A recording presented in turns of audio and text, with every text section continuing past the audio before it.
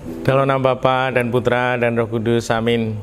Bu Bapak, saudari yang terkasih, kaum muda, adik-adik, salam bantul kasih, berkah dalam.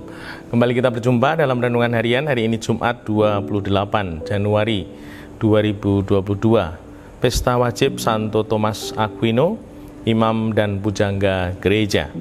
Kita akan mengambil dari Injil Markus bab 4 ayat 26 sampai 34. Pada suatu ketika Yesus berkata, "Beginilah halnya kerajaan Allah. Kerajaan Allah itu seumpama orang yang menaburkan benih di tanah. Malam hari ia tidur, siang hari ia bangun, dan benih itu mengeluarkan tunas, dan tunas itu makin tinggi. Bagaimana terjadinya orang itu tidak tahu. Bumi dengan sendirinya mengeluarkan buah, mula-mula tangkai, lalu bulir, kemudian butir-butir yang penuh isi pada bulir itu. Apabila buah itu sudah cukup masak, orang itu segera menyabit sebab musim menuai sudah tiba." Yesus berkata lagi, "Dengan apa hendak kita bandingkan kerajaan Allah itu? Atau dengan perumpamaan manakah kita hendak menggambarkannya? Hal kerajaan surga itu seumpama biji sesawi yang ditaburkan di tanah. Memang biji itu yang paling kecil daripada segala jenis benih yang ada di bumi. Tetapi apabila ditaburkan, ia tumbuh dan menjadi lebih besar daripada segala sayuran yang lain, dan mengeluarkan cabang-cabang yang besar, sehingga burung-burung di udara dapat bersarang dalam rimbunannya." Dalam banyak perumpamaan semacam itu, Yesus memberitakan sabda kepada mereka sesuai dengan pengertian mereka, dan tanpa perumpamaan, ia tidak berkata-kata kepada mereka. Tetapi kepada murid-muridnya, ia menguraikan segala sesuatu secara tersendiri. Demikianlah Injil Tuhan, terpujilah Kristus.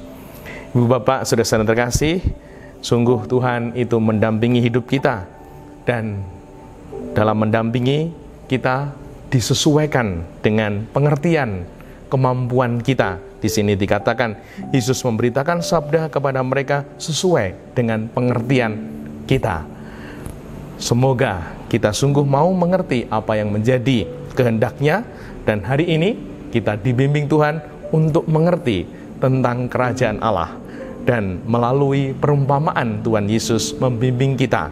Kerajaan Allah diumpamakan seperti benih. Benih itu kecil, namun ketika ditanam, lalu dirawat, dipelihara, dijaga, maka benih itu akan tumbuh. Dan kalau sudah tumbuh, di sini disampaikan seperti biji sesawi, kecil, namun ketika tumbuh bisa menjadi tempat untuk berteduh. Nah, semoga kita juga mau memahami sesuai dengan pengertian kita bahwa kerajaan Allah itu seperti benih. Benih ini berarti potensi. Kita juga sebagai pribadi-pribadi yang beriman mengalami kerajaan Allah, mendapatkan kerajaan Allah, berarti kita mendapatkan benih, mendapatkan potensi. Dan potensi itu seperti benih harus ditanam, dirawat, dipelihara, dijaga, dan dikembangkan.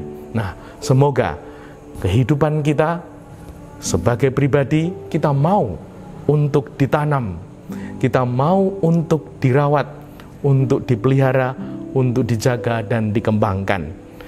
Ada yang ditanam di dalam masyarakat, ditanam di sekolah, ditanam di gereja. Semua diberi tempat untuk mengekspresikan diri dengan potensi benih-benih yang ada. Semoga kita semua mau ditanam Tuhan di tempat kita hidup, sehingga sungguh kita boleh bertumbuh, bahkan berkembang, dan semoga kita mau mengembangkan dengan cara belajar, sehingga sungguh kita hidup untuk belajar. Kita tidak mandek, namun sungguh kita mau maju terus dengan belajar. Ada teori, ada praktek, ada ungkapan.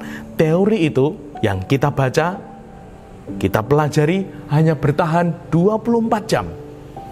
Kalau tidak dipraktekkan akan hilang. Maka dari itu ada teori, ada praktek.